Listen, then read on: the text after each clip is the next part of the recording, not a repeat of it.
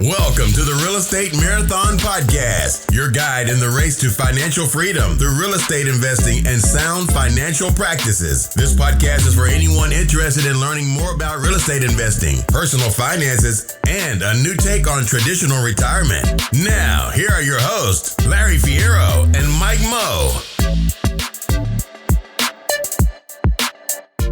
What's going on, everybody? Welcome to the Real Estate Marathon Podcast, your guide on the race to financial freedom through real estate investing and sound financial practices. My name is Mike Moe, one of the hosts of the show, joined today with Mr. Fierro. Larry, how you doing, sir?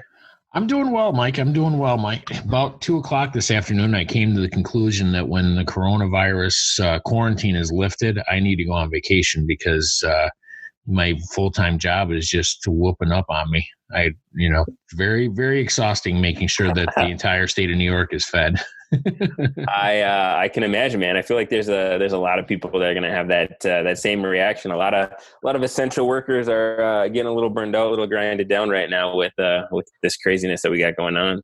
Oh, yeah. You even went and got yourself a quarantine haircut. I did. I went and my wife was gracious enough to cut my hair for me, and I told her just take it all off because I'm getting tired of it, man. Just buzz it right down. I got what's called a high and tight, it looks like. That's you awesome. Military fans out there, you know what a high and tight is.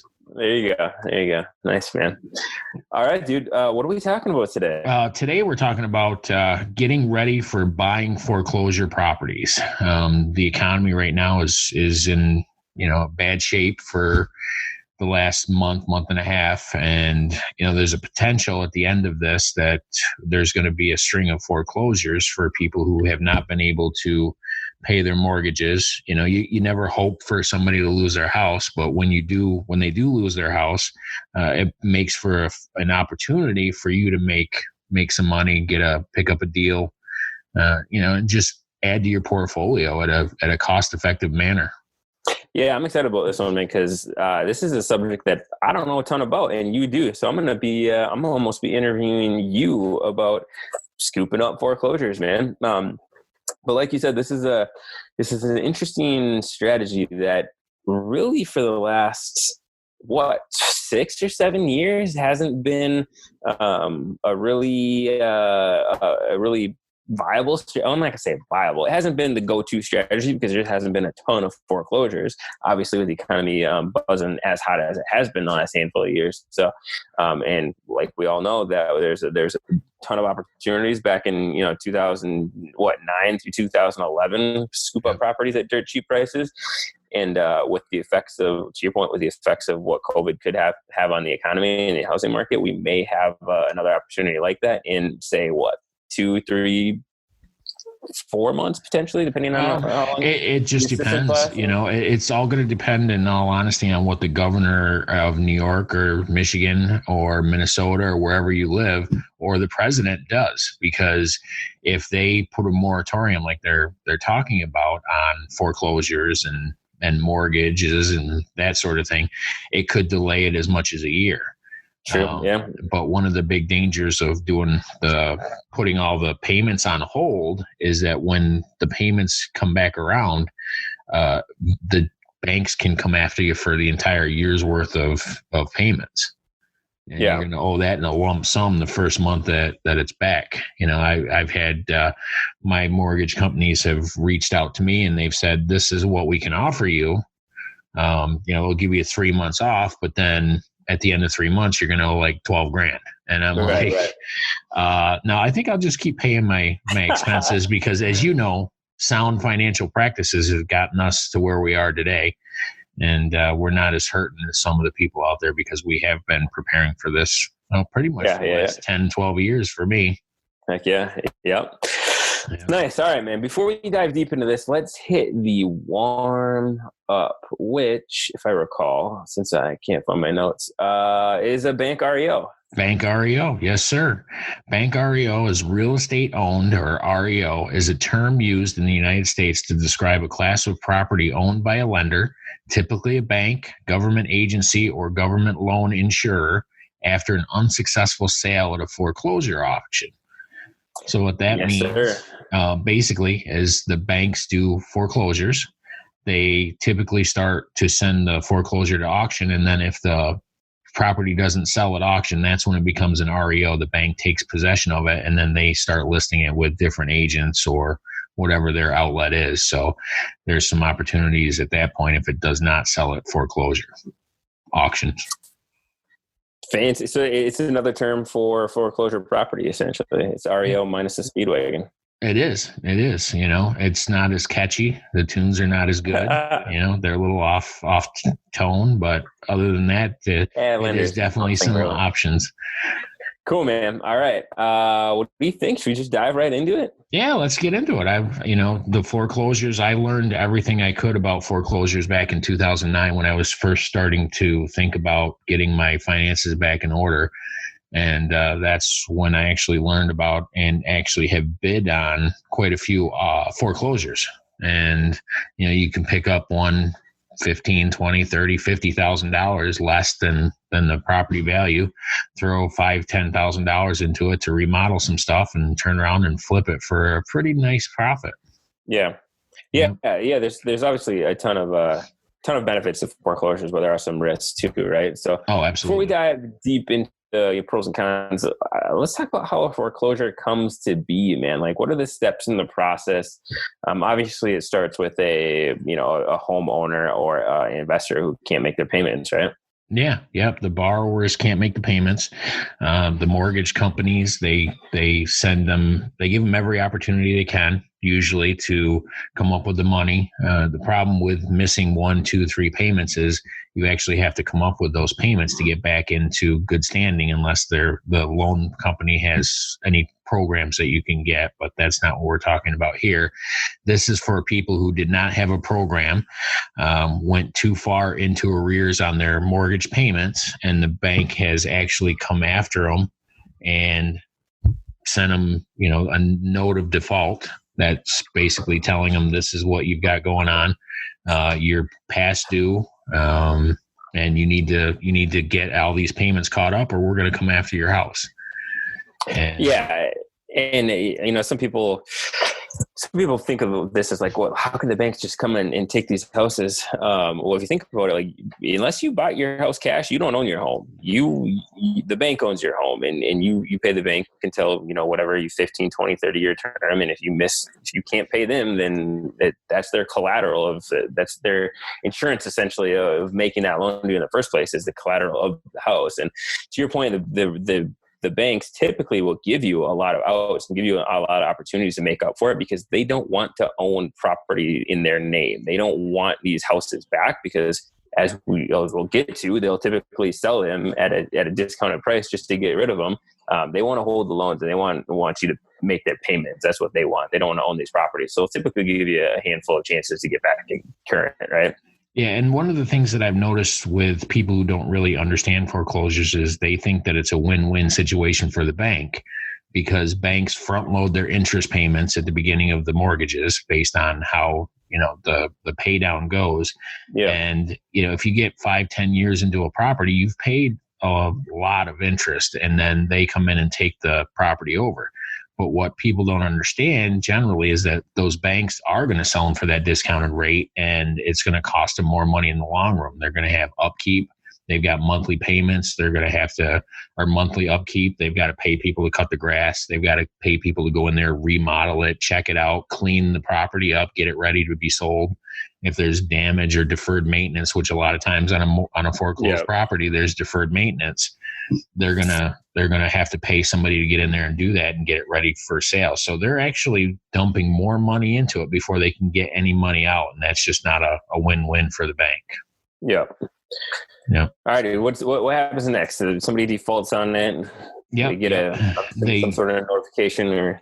Yep, they get a notification of a trustee sale, and they record that with the county office. And what a trustee sale notification is they move the ownership of the property into a third-party trustees. Well, we'll just say not really into their name, but under their control.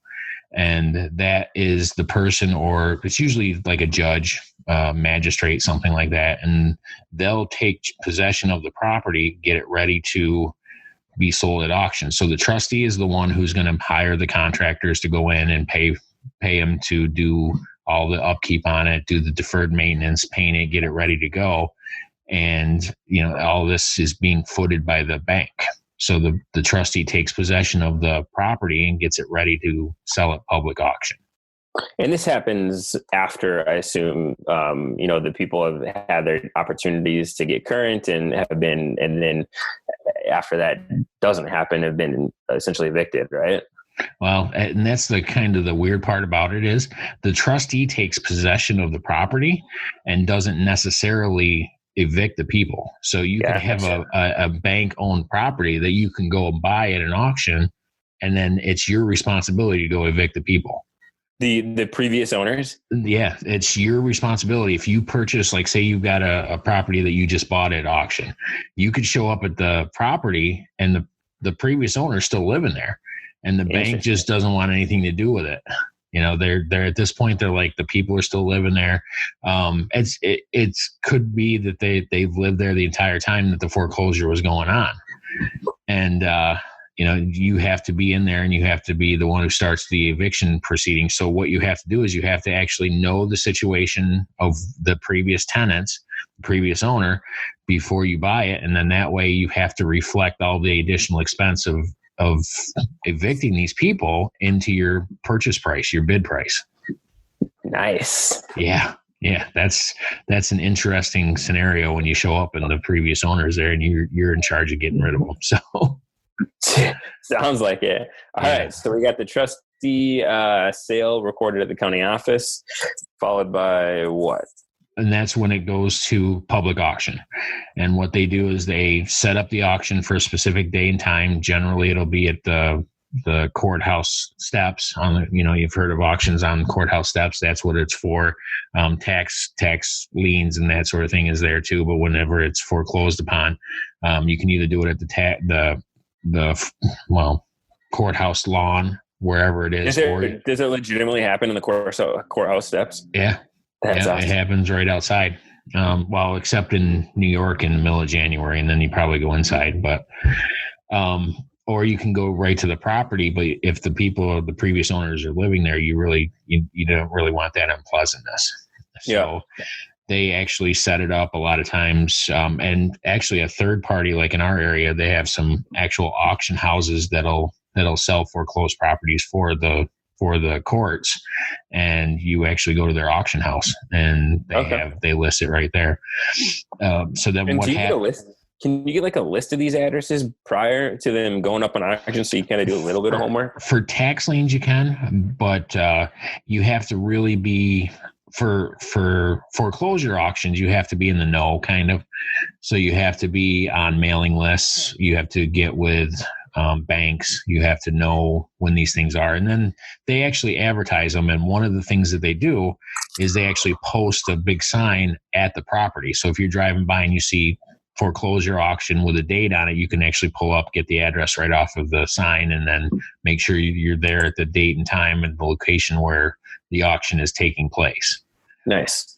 Yep. And then when on auction day, they basically do a regular auction. They comes up on the block and they tell you what the property is, and they start bidding on it.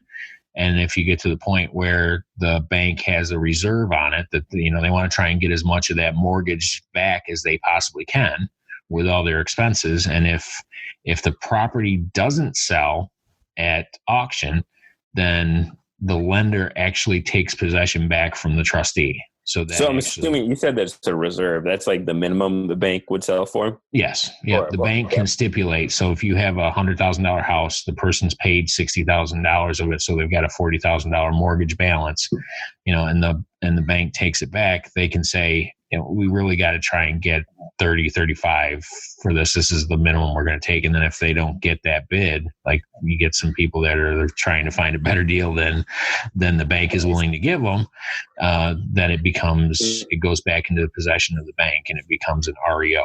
That's the real estate owned aspect of it. Nice. So from somebody who's been on the courthouse steps bidding on these, how the hell do you know like what you're bidding on the value of it? Are you doing your research ahead of time? Are you like quick searching or just knowing the parts of towns that, you know, these properties are located in, square footage? Like, what are you doing your rough analysis? There's a lot of different areas you can go and look. One of the things, this is the dangerous part about buying foreclosures. Because I'm assuming, like, you put a bid, you win that auction, it's as is, and that's your property, right? As is with whoever lives there. Yeah. And the weird part about it is you really can't go in and inspect it beforehand. So you're buying these properties sight unseen. So you have to be extremely careful, and you have to do your due diligence. You have to, if you're interested in the house, before you go to the auction, you have to do tax liens, make sure there's no tax liens on it, because a tax lien trumps basically everything. I mean, if they owe taxes on that, and you just bought it at a foreclosure auction, and then the taxes are up, you have to pay those taxes or lose the house that you just bought in foreclosure. Nice. So I guess the question is, how do you get those addresses ahead of time? So when that property comes up on the auction block, your research is done, your analysis is, at least as much as you can do, is done. Yep. A lot of times, if you're on a mailing list for like the auction house, you can go to a bank and say, gotcha, foreclosures you want, I want to be put on the mailing list. And then a lot of times they'll advertise it and write in newspaper or on online newspapers, and at the house, if you're driving down the road, you see the actual sign there, and, you know, you can kind of check it out, but you're not allowed to go up and knock on the door, because it could disturb the previous tenant who lost the property. And, you know, it's not a good scenario. You don't really need that unpleasantness. So I got to imagine that's a little nerve wracking, man. If you're spending 30, 40, 50 grand on a house and you don't know whether or not it needs $5,000 of work, or if you got foundation issues and you're looking at, you know, 30 grand of work, you know? Yeah. Now there are some things that you can do. You know, I've been to houses before where you pull up in front of the house and the outside of the house is an absolute train wreck. And, you know, you got to think to yourself, well, if the outside of the house is a train wreck, I can imagine that the inside is probably even worse. Or you can pull up to a foreclosure property. I've seen foreclosure properties where you pull up outside the property just to kind of drive by. You're not allowed to get out and walk around the house, but you can just drive by it and you see that the outside of the house is pristine. I mean, the landscaping is nice and tight. It's all cut up, and the lawn is all the exact same length. It's a beautiful house from the outside. So you kind of you can use your intuition and say, I imagine that probably the inside is just as good. Cool. Nice, man. Yeah. So once you do your due diligence, make sure there's no lawsuits pending on it, no any of that stuff. That's when it's listed in the MLS if you don't win it at auction. So generally the bank takes it and they try and get rid of it as quick as possible. And this is where networking can become a big part of the foreclosure process, because the banks that own it have officers that are specifically set for disposing of these foreclosed properties. They're called REO officers, and they get all these properties that don't sell at foreclosure. They come back to them, and then, you know, a lot of these people, if you network with the right bank or you have a good relationship with the bank, you should definitely make an opportunity to get into the bank and introduce yourself to the REO officer. Let them know that you're in the market for buying foreclosed properties. So that way they may not even get to the MLS. If they've got some buyers that'll give them a fair price for it, then they just funnel all of these foreclosures right to the buyers that have proven that they're closers. Nice. Okay. Yeah. In financing, mate, you got to buy these things cash. You can line up bank financing and your typical financing routes. It varies. Okay. A lot of times they are requiring cash because they don't want to do that. But some, you know, if you go to one of my favorite websites is HUDhomestore.com. A lot of times they'll put right on there what properties are available for auction and whether or not you can get financing. And sometimes there's a HUD program, I believe it's a 203B, where they'll actually roll the repairs right into the mortgage for you. Nice. So they'll cover everything. Yeah. So cool, man. And there's instead of going just straight up to the courthouse steps, there's online auctions nowadays too that you can bid on these properties too, isn't there? There is. You have so if you're local, then you can go to the courthouse steps, but you're also bidding against people from all the states, because Nice. they have, and it's kind of funny because they have an area set up where they're live streaming it, and people can be bidding online against the people that are actually standing there in the cold. Nice. Very cool. Okay. So, and the next thing is there's definitely a difference between a short sale and a foreclosure. The foreclosure is taking the property away from the previous owner, whereas a short sale is the previous owner. What they do is they negotiate with the bank to be able to turn around and sell their property for less than is owed. So that's basically what a short sale is. So say I owe $50,000 on it, and I go to the bank and tell them that I'm struggling, I've lost my job, I don't have anything to pay the mortgage. They may negotiate with me and say, all right, well, you can sell this in a short sale for $30,000 instead of $50,000. And once you sell the property, we can make everything square with you. So in a short sale still kills your credit anyways, right? It does. It doesn't help at all. It shows up on it as settled for, I think it's called settled for less than owed. Okay. So we got short sale, we got foreclosure, and then there's this like pre-foreclosure state too, right? Which is kind of that, whatever that time is after the bank's giving you official notice and between the time that they actually foreclose on your property, right? Yeah. That's when the lender issues that notice of default. They tell the people that if you don't pay your mortgage, then you're going to end up losing your property. So, and in my personal opinion, this right here is the actual time when you should be looking to get these properties purchased, because you can actually go into these people that are in pre-foreclosure and they'll list them. I've seen them in realtor.com, Zillow. They'll have a little notation on it that it's pre-foreclosure, which means that the banks are going to start taking steps. But if you can go and talk to these homeowners, just knock on the door and say, hey, I buy houses. You've got a house here that I saw was listed as a pre-foreclosure. What can we do? Is there any way I can possibly help you prevent your house from being foreclosed upon? You can send out postcards, those yellow letter things that you hear so much about. And sometimes it just takes listening. Dude. This is an interesting part of the conversation, because it seems daunting and a little bit intimidating to me to be auctioning for such a high dollar value item, such as a house, right? I mean, you could be buying yourself, $20,000, $30,000, $40,000, $50,000 worth of repairs that you don't know. So identifying pre-foreclosures and, targeting them before they make it to the auction block seems to me as a more safe way. And you're obviously not competing with a lot of people too at the auction block. You might be able to get it just kind of between you and the seller. So that's interesting. How you go about finding these pre-closures, man? You just pull some lists or? Well, a lot of them, you can get lists of people that are in arrears. There's CoStar. They've got some things that tells you what their mortgage owed and what their current status is and that sort of thing. So I think List Source is a good website as well. I mean, you pay, a pretty good premium, but I think that's one of the ones that you can whittle down as far as get a list of property addresses and owners and kind of segment it off by whatever zip code or address you want, and then get a whole list of those and send them to your point, either postcards or direct mail. And we should actually do a whole subject on this, because it seems really seems like a complicated, like weird thing to do, but it's actually pretty easy. You can do it for pretty cheap. We have a mail campaign that we do for about 600 addresses down in Tucson, and then all said and done, it costs us under $400 a month to send out a postcard every month to those people. So but you can pull these lists of specifically pre-foreclosure addresses, and then assuming you want to be delicate with the messages, right? Because you're hitting people, you're sending people these postcards who are obviously in some tough times. So you want to be kind of delicate and, I guess, very courteous with the messages that you're putting on there. But it could be an opportunity for sure. Yeah, you definitely have to be tactful, because if they're facing foreclosure, that's the house that they've lived in probably for a while.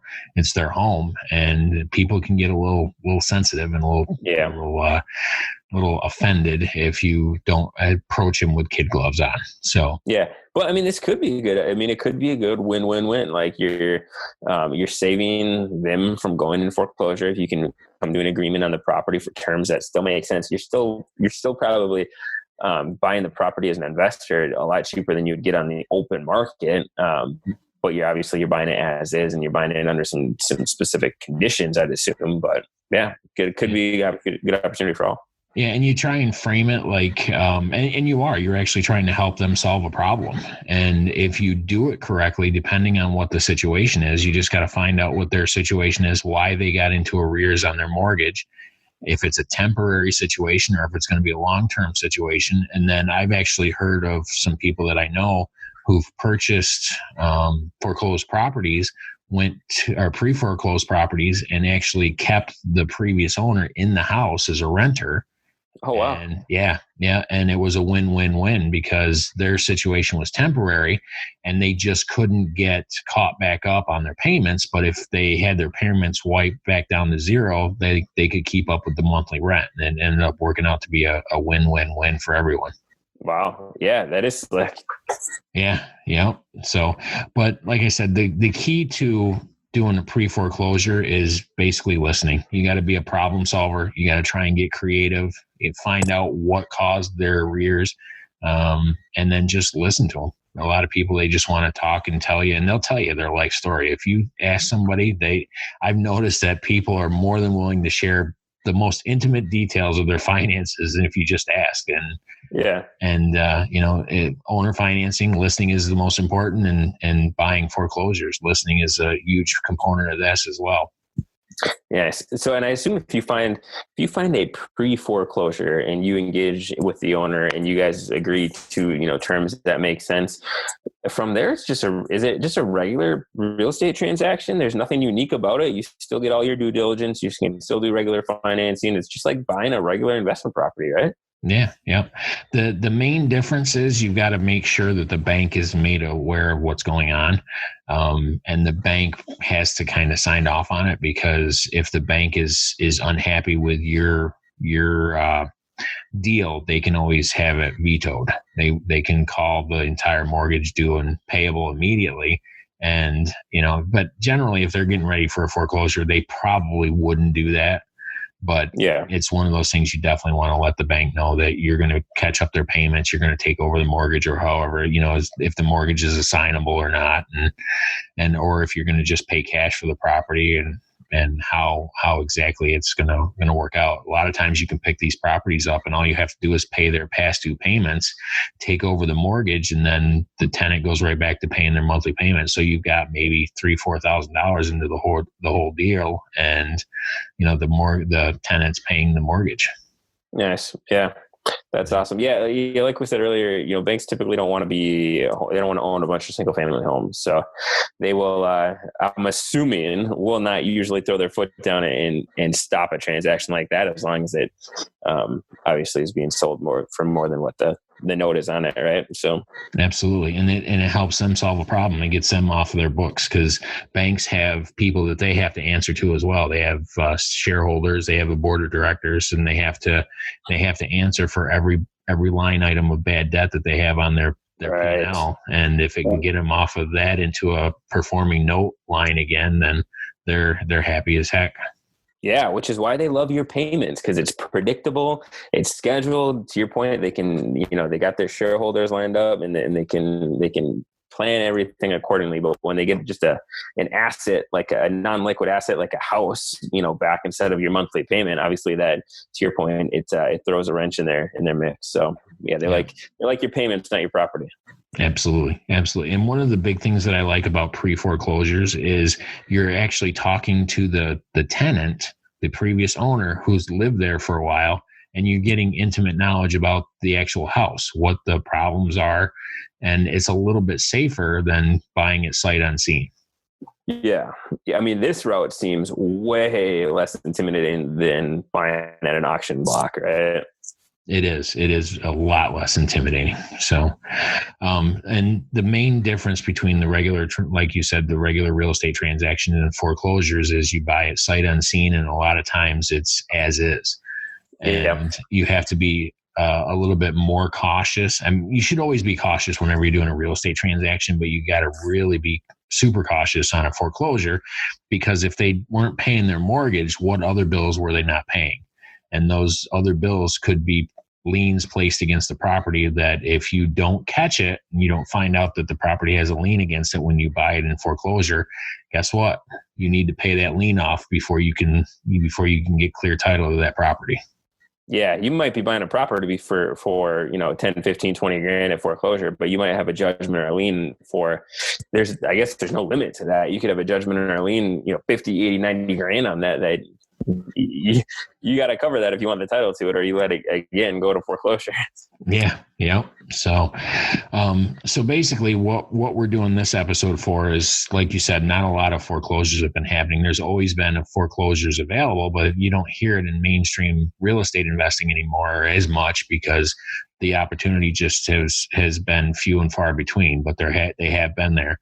So in order to prepare for foreclosures, if they are starting to come up, you really should be getting your list right now of people. Like you said, ListSource is a good one to get that list of people that are in pre-foreclosure, and then start making phone calls, start contacting them with the letters, the postcards, just see how you can help them get out of foreclosure.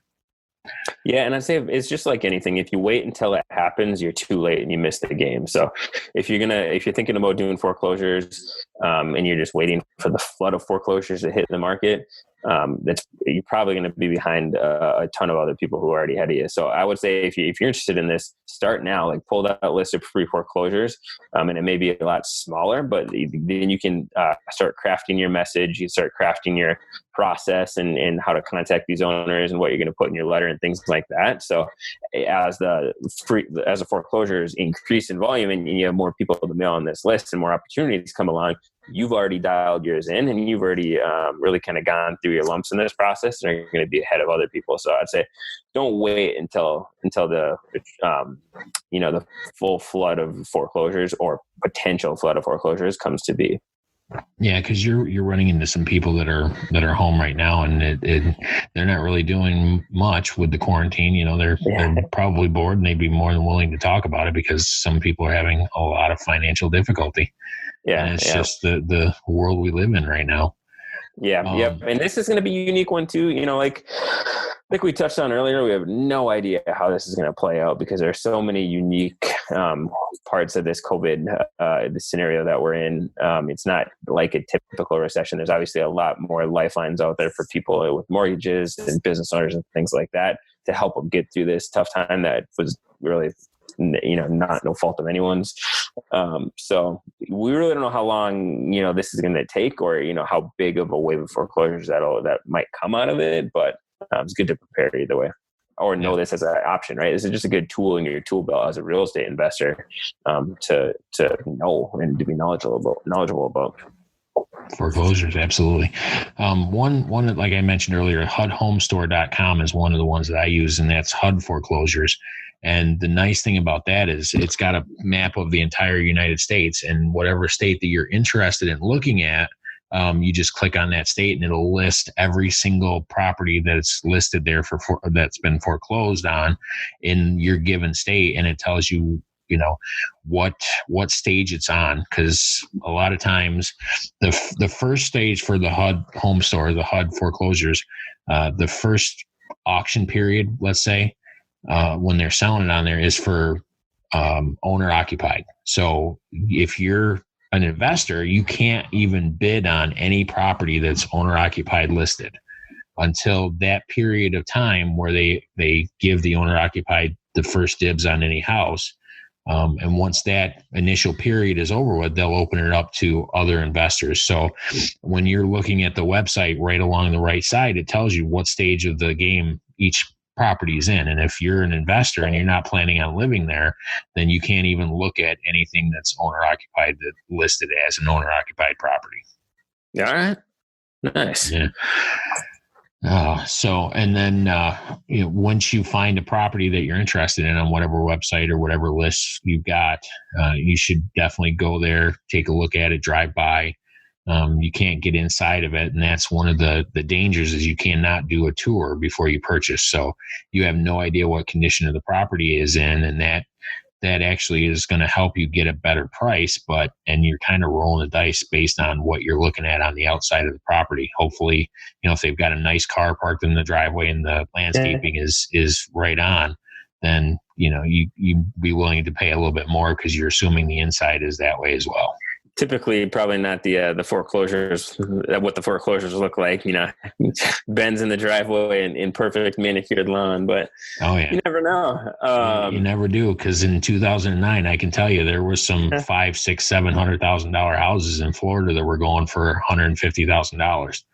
And those houses were gorgeous. And if I had my financial house a little more in order, I would have been jumping all over them. Nice. Yeah, that's a good point, man. And I got to imagine you do as much online research on these properties as you possibly can, as far as like what permits have been pulled, at what, I guess, I don't know, what else can you do? Is that about it as far as the online research you can do on these properties? Look at any state records or things like that you can pull up on the county assessor website or anything like that? Yeah. You look for tax liens, that sort of thing on there. Lawsuits, judgments, you really can't check a credit report of the people without their consent. So that's probably not something you could do, but you can just about come in the back door way of it and see if there's any lawsuits on it, liens. Yeah. And finding a decent title company probably wouldn't hurt if it's something that you're interested in. They can do some of the due diligence for you ahead of time.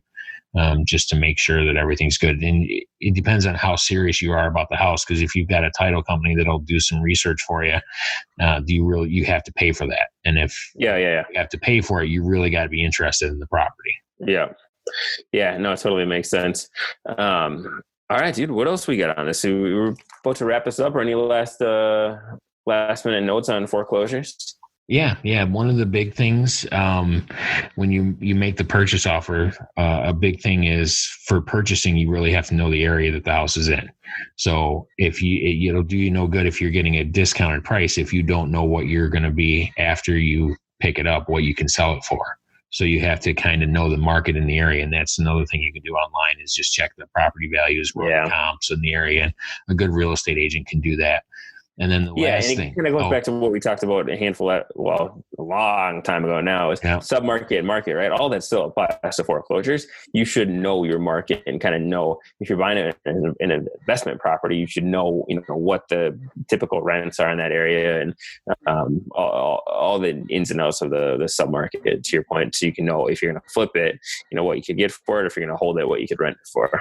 Yeah. And one of the big things that we talked about on the last episode is making sure your financial house is in order. You have to be ready when these opportunities present themselves to jump on them quickly, jump on them effectively, and make the smart decision. And you said it best the last one. Just start stockpiling cash. Get your credit squared away. Have all that cash on hand to get ready to do the down payment and just jump in there and pick up a couple of deals. Heck yeah. Absolutely. So, and then the last thing I've got is just some of the resources that HUDHomestore.com. Network with your local banks. If you've got a good relationship with the banks, check in with their REO officer. Real estate agents and brokers, they can tell you a lot just by doing an MLS search, what's foreclosed, what's undervalued, that sort of thing. And then Realtor.com and Zillow.com, a lot of those resources will have listings for pre-foreclosures and foreclosures. Nice. That's everything I got. That was a lot of information. We could probably take any one of those items and delve into an hour-long show, but just give you a kind of an overview of it so you can start preparing for the potential for some foreclosures when all of this is said and done. Nice. Yeah, well, I definitely think this is good, and I think to kind of complement this episode, I think we need to dive a little deeper on the direct mail marketing for these properties, because I think that it's something we haven't talked about, and I think is it's a good, obviously, I think as we talked about, I think it's a little bit easier than buying a property on auction block is to find these before they go to foreclosure, and you're the one-on-one with the owner at that point in time. So we should definitely dive a little bit deeper into that in a future episode. But awesome, man. That's cool. I appreciate you throwing all the knowledge on foreclosures out there. And like I said, that was the subject that I'm not super educated on. So I'm glad that you are. Yeah. No, that's we're just here to try and help people get prepared for that financial independence. Retire early, my friend. Heck yeah. Yep. Yeah. All right, dude. What's the call to action on this one? We got one? Well, the call to action basically is start looking for those pre-foreclosures. Start reaching out to your bank. If you've got a good relationship, get in there, talk to their REO officer. Just start the networking process and start looking for those pre-foreclosures. They're going to sneak up on you. They're going to sneak up on the economy, and you want to be ready for it. You want to practice on how to do it and see if you can find some good deals in today's market, because obviously a lot of people, we've had 11 million or 60 million people apply for unemployment in some short amount of time. I don't know the actual number, but I know it was a record-setting day with unemployment claims. And, something between 11 and 60. I think you're pretty close. So I think you're 29. It was definitely. I like to cover my bases, so somewhere in there is the accurate number. Exactly. Yeah, but no, man, this you hit a good point. Get with your lenders, get with the people, and get a pulse on like how many of these REO properties are in your market, because not only is it a good just to have these come across your desk as opportunities, not just for flips, but definitely for buy and holds too. But it's also good because this, I'm assuming, would be a pretty good pre-indicator of the housing market. If you all of a sudden see a spike in pre-foreclosures, that not necessarily makes you completely change your strategy, but definitely would make me perk my ears up a little bit and make sure that I'm dotting my I's and crossing my T's on all my underwriting. So, absolutely. Cool, man. Well, that's everything I've got, my friend. That's a lot of information we'll let you digest, and then maybe next episode or next few episodes, we'll hit that direct mailing. Heck yeah. All right, cool. Thank you guys for tuning in to another episode of the Real Estate Marathon Podcast, and we'll see you next time. Take care. Thanks for listening to the Real Estate Marathon Podcast. If you found value in any of the content from this show, consider supporting us in the following ways. Subscribe to the Real Estate Marathon Podcast. Leave a rating and review. Continue the conversation with like-minded individuals on social media by heading over to the Real Estate Marathon Podcast Facebook group, or follow us on Instagram and Twitter at Real Estate Marathon Podcast.